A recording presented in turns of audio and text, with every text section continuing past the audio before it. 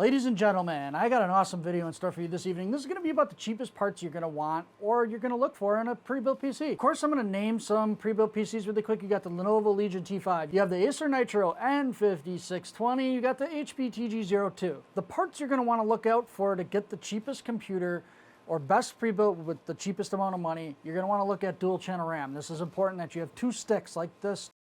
You're going to want at least 8 gigabytes for a decent gaming computer. 16 is going to be the sweet spot. If you're looking at 8 gigs, you're going to want to look at 2x4, or if you're looking at 16, you're going to look at 2x6 or 2x8.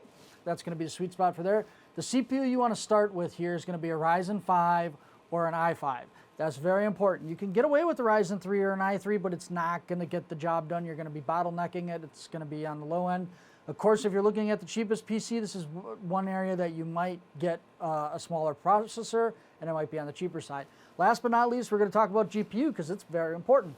The GPU is what's going to run your graphics and what's going to allow you to play video games. I'm going to have to say this, the GTX 1660 or the RX 6600 is going to be like your low-end GPU that you're going to want to look at. You could look at the RTX 3050. That's another cheap GPU, but it's on that same level as the 1660. I'm Tech Nitwit, and if you need help with any PCs or just parts, just comment on one of my other videos. I'm always around, y'all.